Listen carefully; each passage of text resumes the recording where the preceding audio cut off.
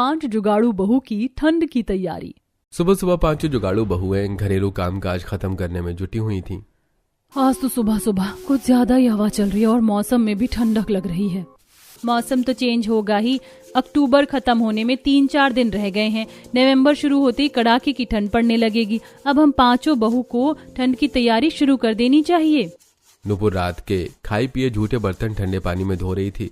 कुमुद झाड़ू लगा रही थी। वहीं पूनम शीतल मचान पर लकड़ी की सीढ़ी लगाकर अपनी छत वाली खेती से कुछ तोड़ रही थी।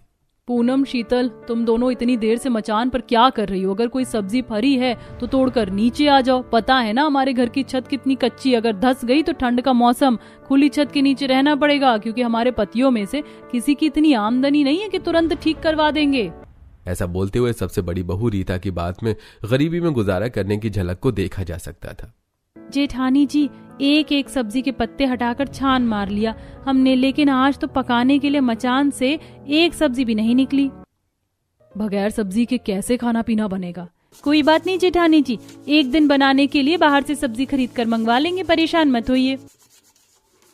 नुपुर, रेडी वाले तो सब्जियां सोने के भाव में बेचते हैं। 1 से 2 टाइम की सब्जी भी अगर हम बाहर खरीद कर खाएंगे तो खर्चे के पैसे उसी में लग जाएंगे। फिर पकाने के लिए राशन, दाल, तेल, मसाले कहाँ से आएंगे? पता नहीं हमारे ससुराल के हालात कब तक खराब रहेंगे। हमारे पतियों की कम आमदनी के चलते हम बहुओं को पूरे महीने खर्च चलाने में इतना हाथ खींच कर चलाना पड़ता है। ना तो हम अच्छी तरह से खाना पीना कर पाते हैं और ना तो रहने के लिए हमारे सर पर पक्की छत है। वही तो, गर्मी के मौसम में तो किसी तरह अंदर बाहर सोकर गुजारा कर लेते हैं, लेकिन इस कच्ची झोपड़ी में कड़कड़ाती ठंड में बुरी हालत हो जाती। पूरी सर्दियां कपकपाते हुए कटती हैं। 1 साल के अंदर तो हमारी झोपड़ी और भी ज्यादा खराब हो गई, जगह जगह से घुस गई है। दीवार और जमीन में इतने गड्ढे लगा दिए हैं कि ठंडी ठंडी हवा सीधे घर के अंदर घुसेगी। इस ठंड के मौसम का हमको भी जुगाड़ लगाना पड़ेगा। तभी शीतल ढेर सारे सीताफल के पत्ते तोड़कर लकड़ी की सीढ़ियों से छत वाली खेती से नीचे आती हैं। देखो, हमने जो अपनी छत वाली खेती लगा रखी है उस पर सीताफल की बेल चढ़ गई है। हाँ, मगर देवरानी जी, ये जेठ वाली सीताफल है। हमारी पड़ोसन चंपा है, उसने हम 5 की देखा देखी अपनी छत पर सीताफल की बेल लगाई थी। हो सकता है उसी के छत पर से हमारे छत पर उसकी बेल चढ़ गई हो।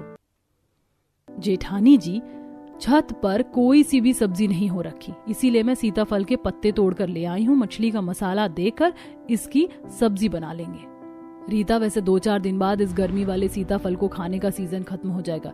इस बार हम भी अपने छत पर सर्दी के सीजन वाले सीताफल लगाएंगे। जितनी स्वाद ठंड वाली सीताफल की सब्जी बनती है, उससे कहीं ज्यादा स्वाद उसके पत्तों का साग बनता है। 5 जुगाड़ू बहुएं ठंड के मौसम पर बात कर ही रही होती हैं कि तभी कलावती घर से निकल कर आती है। अरे बहुओं, तुम 5 ने अभी तक चूल्हा चौखट लीपा नहीं क्या? चाय रख दो जल्दी से, राकेश संतोष को चक्कर मारने जाना है। वो माँ जी, अभी धूप नहीं हो रखी थी, इसलिए सोचा थोड़ी धूप हो जाएगी तो चौखट चूल्हा लीप पोत दूंगी। बस अभी झटपट से चूल्हा लीप कर चाय बनाती हूँ। इतना बोलकर रीता अपने खुले आंगन वाली रसोई में चूल्हा लीपने जाती है और देखती है कि उसके चलते चूल्हा भीगा हुआ था। हे भगवान, ये चूल्हा तो बिल्कुल भीग कर तर है। लगता है रात में बारिश हुई है। बहु, सावन भादो का मौसम थोड़ी लगा है जो बरखा बूंदी होगी। रात में ओस गिरी होगी, ठंड शुरू होने को है। अब चूल्हा ऐसे खुला मत छोड़ना, पन्नी से तोप देना। जी माँ जी, अब से रात में खाना बनाने के बाद चूल्हा ढक देंगे। बाकी चूल्हे की तो तीनों अचकन टूट गई हैं, खाना कैसे बनाऊं? चूल्हे की अचकन ओस से खराब होने के चलते रीता खाना पीना कैसे करेगी ये सोचकर परेशान हो जाती है। तभी कुमुद को जुगाड़ आता है और आंगन में रखे ईंट के ढेर में से 4 ईंट का चूल्हा बना देती है। जेठानी जी, मैंने फिलहाल के लिए ईंट का चूल्हा बना दिया है। आप 5 जोड़कर खाना पीना बना लीजिए। थोड़ी देर में मैं मिट्टी लाकर चूल्हे पर लेप लगा दूंगी तो शाम को खाना पीना इस पर पका लेंगे।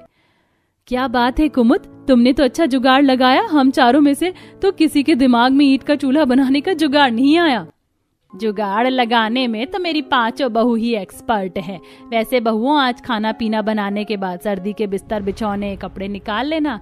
रात पतली सी चटाई पर सोकर मेरी कमर में दर्द हो गया बड़ा। कलावती को दर्द से कमर पकड़े देखकर पूनम अपना देसी घरेलू नुस्खा आजमाती है और दर्द का तेल बनाती है। मंजली जेठानी जी, आप इतना सारा कड़वा तेल का क्या करने वाली हैं? नुपुर, तुम जल्दी से लहसुन की कलियां छील कर दो। मैं माँ जी के लिए घरेलू नुस्खे वाला तेल बना रही हूँ। इसे लगाने से माँ जी के कमर का दर्द छूमंतर हो जाएगा। और वैसे भी ठंड के मौसम में तो उन्हें बार बार कमर का दर्द उठता ही रहता है। ऐसे में लहसुन वाला पका तेल दर्द में रामबाण इलाज करता है। फिर तो ये काफी अच्छा जुगाड़ है ठंड में दर्द को दूर भगाने का। कुछ देर में पूनम लहसुन वाला पका तेल तैयार करती है और अपनी सास की मालिश करती है। बहू, तेरे हाथों की मालिश में मेरा कमर दर्द तो छूमंतर हो गया। माँ जी, जेठानी जी की मालिश में जादू तो है ही, लेकिन सबसे लाभकारी उनका बनाया हुआ ये जुगाड़ लहसुन अजवाइन वाला तेल है जो उन्होंने खास आपके दर्द के लिए बनाया है। माँ जी, इस लहसुन अजवाइन के तेल से पुराना शरीर का दर्द भी खत्म हो जाता है। हमारे गांव में एक चंपा दादी थी, वही घरेलू नुस्खे से ये तेल तैयार करती थी, तो मैं उनसे ही बनाना सीखी थी। तभी तो मैं सोचूं इतनी जल्दी से मेरा दर्द गायब कैसे हो गया। पूनम बहू, अब तो तू मेरे लिए ये लहसुन वाला पक्का तेल बनाकर रख देना, क्योंकि हर साल ठंड के मौसम में मुझको कमर दर्द, जोड़ों का दर्द तो उठता ही रहता है। तो ये तेल की मालिश करवा लूंगी, ऐसे दर्द की दवाई खाने से बच जाऊंगी। जी माँ जी, मैं बना दूंगी। कुछ देर में पांचों मिलजुल कर खाना बनाती हैं। तभी शीतल साग बनाते हुए कहती है, वैसे सीताफल के पत्तों के साग से कितनी अच्छी खुशबू आ रही है। आज खाने में कुछ अलग सा स्वाद है। तुमने बिल्कुल ठीक कहा देवरानी जी। वैसे भी डेली तो हमारे घर में ज्यादातर दाल सब्जी बनती है। वैसे भी ठंड के मौसम में तो सब्जियों से ज्यादा साग खाने में ही स्वाद लगता है। अब की बार हम फसल की कटाई के लिए चलेंगे ना, तो खूब सारा बथुआ और सरसों तोड़ कर ले आएंगे और अच्छे तरीके से साग बनाएंगे। कुछ ही देर में खाना तैयार करके अब उन्होंने सभी को खाना परोसा। ये सीताफल का साग किसने बनाया है? अजी, बनाया तो मैंने ही है संतोष जी। अच्छा नहीं बना क्या? अरे स्वाद बना है, तभी तो पूछा। ऐसा मसाले वाला चटपटा साग सब्जी खाएं तो जमाना ही गुजर गया था। रोजाना पानी वाला दाल चोखा खाकर मन पक गया था। अच्छा, हम काम पर चलते हैं। जैसे पांचों भाई काम पर जाने के लिए तैयार हुए तभी गोलू संतोष से कहता है, पापा, मेरे स्कूल का स्वेटर और जर्सी कब ला कर दोगे? इस हफ्ते से टीचर ने सभी बच्चों को स्वेटर डालकर आने को कहा है। गोलू बेटा, तुम चिंता मत करो, पापा जल्दी स्वेटर खरीद कर ला देंगे। शीतल, गोलू का घर वाला कोई पुराना स्वेटर पड़ा हो तो निकाल देना। इस महीने काम धंधा बहुत ही मंदा निकला हुआ है, हाथ भी खींचा है। आज 4 दिन के बाद जाकर चक्कर छोड़ने का काम मिला है, वो भी 300 रुपए की दिहाड़ी। अजी, मैं समझ रही हूँ, पर गोलू का तो हमने इसी साल दाखिला करवाया है। घर का स्वेटर पहनकर स्कूल में भेजूंगी तो टीचर उसे कक्षा में बैठने भी नहीं देंगी। बाकी अभी ठंड तो कुछ खास है नहीं, तो आप 2-4 दिन में खरीद दीजिएगा। चलो ठीक है, मैं देखता हूँ। उनके जाने के बाद पांचों जुगाड़ू बहुएं बांस वाली टोकरी उठाती हैं और जंगल जाने की तैयारी करती हैं। घर का बाकी बचा काम हम आने के बाद निपटा लेंगे। पहले जंगल चलकर वहां से गोबर बीन कर ले आते हैं। हमें अभी से ही ठंड भर चूल्हा जलाने के लिए उपले पात कर सुखा कर रखने पड़ेंगे, क्योंकि ठंड में तो धूप भी एकदम हल्की मुरझाई सी निकलती है। उपले सूखने में 4-5 दिन निकल जाते हैं और खरीदने जाओ तो 10 रुपए के 10 ही मिलते हैं, जो कि हमारे परिवार में एक टाइम भी नहीं चल पाता। तुम बिल्कुल सही कह रही हो, हमें ठंड की तैयारी अभी से करनी होगी। तब पांचों कुछ ही देर में जंगल पहुंच जाती हैं, जहां बदलते मौसम की झलक पेड़ों से झरझर कर गिर रहे पत्तों में से झलक रही थी। पूरा का पूरा जंगल सूखे पत्तों से ढका हुआ था। महुआ के पेड़ पर बालियां लगनी शुरू हुई थीं। पेड़ों पर नए नए पत्ते की पंचखियां खिल रही थीं। कोयल की कूक और पपीहे की पीक चढ़ते ठंड के मौसम का पैगाम सुना रही थी। जेठानी जी देखिए, कोयल रानी भी ठंड के मौसम के बारे में हमें खबर दे रही हैं। देवरानी जी, ये तो कोयल रानी का काम है, बदलते मौसम का पैगाम हर तरफ हर किसी को बांटना। चलो अब जल्दी जल्दी से इन सूखे पत्तों को इकट्ठा कर लो। पर जेठानी जी, इन पत्तों का क्या करेंगे? अरे इतने सूखे सूखे करारे पत्ते हैं, इसे झोंक कर खाना बना लेंगे। पता है, इसकी आंच धाए धाए लहकती है और उपले भूसी की तुलना में कम धुआं करती हैं। सच में मंजली जेठानी जी, फिर तो मैं सारे के सारे झड़े पत्ते बटोर लेती हूँ। नूपुर और कुमुद जंगल में गिरे उन सारे के सारे सूखे सूखे पत्तों को बटोर बटोर कर अपनी बांस वाली टोकरी में रखने लगती हैं।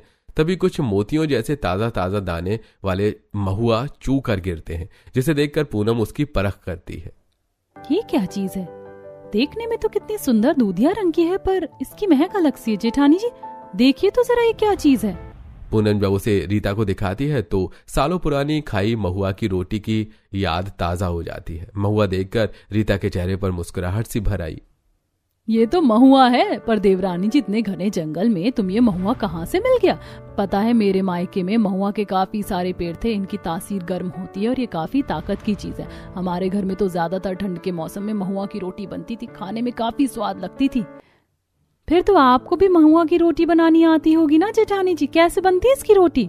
देवरानी जी, महुआ की रोटी बनाना कठिन नहीं है, काफी आसान है। बस इसे पहले धूप में अच्छे से सुखाना पड़ता है, फिर इसको ओखली में अच्छे से कूटना पड़ता है, तब जाकर चक्की में दरकर इसकी रोटी बनती है और खाने में मीठे स्वाद की बनती है, एकदम अमृत जितनी। फिर तो हम इस महुआ को चुनकर अपने साथ घर ले चलते हैं, धूप में सूखने के लिए डाल देंगे और ठंड के मौसम में इस बार हम भी इसकी मीठी रोटी का स्वाद चखेंगे। देखो, वैसे तो काफी सारे महुआ चू रखे हैं, चलो इसे ले लेते हैं। अब रीता पूनम मिलकर जंगल के जमीन पर गिरे उन ताजा ताजा महुआ को चुनने लगती हैं, जो कि जंगल के काफी दूर दूर तक हिस्से में चू चुके गिरे हुए थे। वहीं नूपुर और कुमुद सूखे पत्तों को बटोर लेती है और वहीं शीतल गोबर की तलाश में जंगल के घने हिस्से में चली जाती है, जहां गाय बछड़े घास चर रही थी। सुंदर सुंदर सफेद से खरगोश घूम रहे थे। गिलहरियां ऊंचे ऊंचे जंगली फल वाले पेड़ों पर उछल कूद मचा रही थी और उनमें से कुछ फलों को काट काट कर नीचे गिरा रही थी। आज तो बाकी दिन की तुलना में काफी कम गोबर मिला, इसके तो बहुत ही थोड़े उपले बन पाएंगे। लगता है इस बार ठंड आते आते हर साल की तरह उपलों का गाज नहीं लगा पाएंगे। इस साल हमने ठंड की तैयारी करना काफी देर से शुरू की है। शीतल गोबर को उठा उठाकर टोकरी में डालती है, जिसके कुछ ही देर में 5 जुगाड़ू बहुएं सब जंगल का सफर तय करके घर आती हैं। 3 मिलकर उपले बनाती हैं और बाकी की 2 बहुएं चूल्हे पर लेप लगाती हैं। इस पीली वाली मिट्टी का बना हुआ चूल्हा बहुत ही ठोस और मजबूत बनता है। मेरी दादी माँ हमेशा इसी पीली मिट्टी का चूल्हा डालती थी और वो सालों तक बिना टूटे चल जाता था। किरण की बात सुनकर नुपुर का जुगाड़ू दिमाग चलता है। तुम्हारी बात सुनकर मुझे एक अच्छा जुगाड़ आया है। जब पीली मिट्टी का चूल्हा मजबूत बनता है तो क्यों ना हम नया चूल्हा बना लें, ताकि उसको उठाकर हम घर के अंदर भी रख लेंगे, क्योंकि वो चूल्हा तो हमने जमीन से लगाकर बना रखा है। आगे तो ठंड के मौसम में काफी ज्यादा ठंड है और ओस गिरेगी, जिससे हमारा मिट्टी का चूल्हा बार बार खराब हो जाएगा। इससे अच्छा क्यों ना हम इस पीली मिट्टी से 2 मुंह वाला मजबूत चूल्हा बना लें, ताकि हम खाना पीना अंदर बना सके। ऐसे ठंड में खुली रसोई में खाना नहीं बनाना पड़ेगा। ये तुमने काफी ज्यादा अच्छा जुगाड़ लगाया है। ठंड में घर के अंदर खाना बनाने में 2 फायदे होंगे, हम भी ठंड से बच सकेंगे और हमारी कच्ची झोपड़ी में थोड़ी गर्माहट भी बनी रहेगी। अब दोनों बहुएं आंगन वाले चूल्हे पर मिट्टी लगाना छोड़कर ठंड के मौसम को देखकर 2 मुंह वाला नया मजबूत चूल्हा बनाकर धूप में सूखने के लिए रख देती हैं। शीतल, गोबर में थोड़ा ज्यादा भूसा लगाओ, वरना उपले दीवार पर पाथने में दिक्कत होगी। जेठानी जी, भूसा भी तो इतना महंगा आने लगा है, इसीलिए मैं कम लगा रही हूँ ताकि खत्म ना हो जाए। चिंता मत करो, अभी फसल की कटाई होगी ना, खेत में से फसल का भूसा ले आएंगे, उपले बनाने का जुगाड़ हो जाएगा। 5 बहुओं ने लगभग ठंड की तैयारी शुरू कर दी थी। अब इसी तरह से थोड़े दिन बीत जाते हैं और अब ठंड बढ़ जाती है। दिन रात ठंडी ठंडी हवा चलने लगती है। और नेहा की बच्ची, सारा का सारा चादर तूने अकेले ओढ़ रखा है, मुझको भी तो ठंड लग रही है। राजू लड़ते हुए चादर अपनी तरफ खींच लेता है, जिस पर अंजू के ऊपर से चादर बिल्कुल हट जाती है। ओए राजू, चल मेरा चादर मुझको वापस कर, तू जाकर दूसरा चादर ओढ़। ऐसा बोलते हुए अंजू चादर खींच कर अपनी तरफ दबा लेती है, जिससे राजू बिना चादर के ठंड में कपकपाने लगता है। वहीं कमरे की खिड़की, जहां का दरवाजा टूटा पड़ा था, वहां से बर्फ जितनी ठंडी हवा सीधे घर के अंदर घुस रही थी, जिससे सभी की हालत खराब हो रही थी। तभी राकेश थरथराते हुए ओढ़ने के लिए बिस्तर मांगता है। अरे घर में ओढ़ने के लिए बिस्तर नहीं है, ठंड के मारे कुल्फी जम रही है। ऐसे सोकर मेरे तो हाथ पैर बिल्कुल ठंडे पड़े हुए हैं। अरे मैंने तो इन लुगाइयों को कितने दिन पहले का बिस्तर रजाई निकालने को कहा था, लेकिन किसी के कान पर जूं नहीं रेंगा।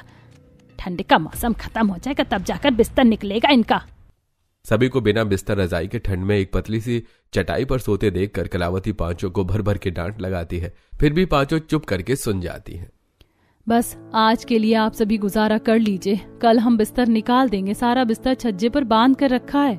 अरे छज्जे पर क्या बिस्तर अचार डालने के लिए रखा गया है? ठंड तो अभी लग रही है। तो सभी को ठंड में कांपते देखकर रीता बिस्तर में उठकर बैठ जाती है। बगैर को छोड़े हुए आज की रात नहीं कटने वाली, क्योंकि ठंड ज्यादा हो रही है। पर जेठानी जी बिस्तर उतारेंगे भी कैसे? छज्जे पर धूल मिट्टी हो रखी है और सब एक लाइन से सो रहे हैं, किसी की आंखों में धूल मिट्टी ना चली जाए। तभी रीता कोने में जूट वाली ढेर सारी बोरी रखी हुई देखती है, जिससे उसके जुगाड़ू दिमाग की बत्ती जलती है। मिल गया जुगाड़, अब बिना बिस्तर निकाले मोटा बिस्तर कर देंगे। अजी आप सब लोग बस कुछ देर के लिए उठ जाइए। सभी बिस्तर से उठकर एक लाइन से खड़े हो जाते हैं। बड़ी बहू ने उन सारी जूट वाली बोरी की एक पर एक जमीन पर बिछाकर गद्देदार बना दिया, ऊपर से चादर डाल दिया।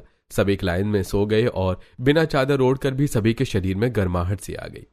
अरे वाह, ये बिस्तर कितना नरम और मुलायम है ना गोलू?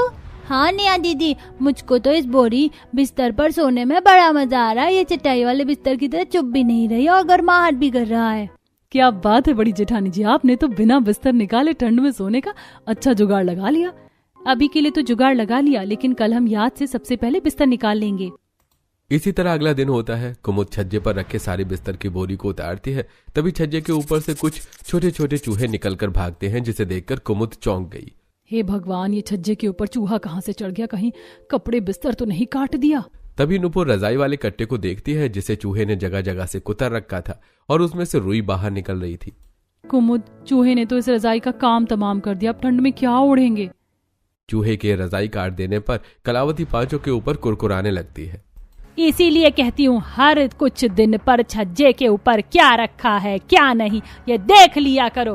पक्का घर तो है नहीं जो चूहा नहीं आएगा, कच्चा मकान है, चूहा तो आएगा ही। किसी तरह इस पतली रजाई में ठंड तो कट रही थी, अब क्या ओढ़ेंगे? तभी गली में रजाई बेचने वाला आता है, जिसके पास महंगी महंगी नरम मुलायम रजाइयां बिक रही थी। कपास की, रुई की रजाई भरवा लो भाई, भरवा लो। ठंड की रजाई भरवा लो जी, नरम मुलायम रजाई भरवा लो। रजाई वाले को आया देखकर चारों बच्चे दरवाजे पर खड़े होकर आंखें जमा जमा कर देखने लगते हैं। अरे वाह, कितनी सुंदर सुंदर कलर की रजाई बिक रही है। चलो हम भी दादी को बोलते हैं न्यू रजाई लेने को। गोलू सीधा कलावती के पास आकर रजाई खरीदने को कहता है। दादी दादी, रजाई बेचने वाले अंकल आए हैं, आप भी रजाई ले लो ना, फिर हम भी रजाई में मस्त होकर सोएंगे। अरे मेरे लाडले, अगर दादी के पास पैसे होते तो कब का रजाई भरवा दिया होता। सारा जीवन तो गरीबी देखते देखते खाते कमाते कट गया। ऐसा कहते हुए कलावती की आंखें भर गईं। वहीं पड़ोसन ने ठंड के मौसम के लिए रजाइयां खरीद रही थी। जिसकी जितनी क्षमता थी सब उसी हिसाब से, कोई 2, कोई 4, कोई दर्जनों रजाई खरीद रहा था।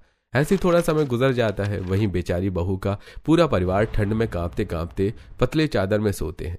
एक सुबह नुपुर झाड़ू लगाते हुए शांति के घर के बाहर कुछ कपड़ों की गठरी रखी देखती है। तभी शांति अंदर से कुछ और पुरानी चादर वगैरह लेकर बाहर आती है। क्या बात है शांति आंटी, लगता है साफ सफाई चल रही है। और ये ठंड का मौसम आ गया ना, इसलिए पिछले साल के कपड़े छांट कर निकालें ताकि नए कपड़े रखने के लिए अलमारी में जगह बन जाए। कुछ पुरानी चादर और कपड़े हैं, दरी वाला आएगा तो ले जाएगा उठा के। चादर तो देखने में एकदम बढ़िया लग रही है। एक हमारे घर के हालात है, फटी चादर को भी जगह जगह से सिलकर उसे चलाते हैं और ये लोग नई की नई चादर बदल देते हैं। ऐसा बोलते हुए नुपुर का जुगाड़ू दिमाग चलता है। आंटी जी, अगर ये कपड़े आपके काम के नहीं है तो मुझे दे दीजिए, बदले में जो पैसे बनेंगे आप ले लीजिएगा। अरे अरे कलावती की बहू, तू भी कैसी बातें कर रही है? अगर तेरे इस्तेमाल लायक है तो तू इसे ही ले जा। धन्यवाद आंटी। नुपुर शांति के घर से निकले उन सारे चादर कपड़ों को अपने घर में ले आती है, जिसे देखकर कलावती टोकती है। बहू, एक तो पहले ही हमारा घर सामान से इतना भरा भरा सा है, तू पड़ोसन के घर से निकले कपड़े किस लिए लेकर आई है? माँ जी, मैं इन कपड़ों को कुछ बनाने के लिए मांग कर लाई हूँ, जब बना लूंगी तो दिखाऊंगी। बहू, अगर कपड़े मांग कर लाई है तो कुछ अच्छा ही जुगाड़ लगाएगी। देवरानी जी, तुम इन चादरों से क्या जुगाड़ लगाने वाली हो?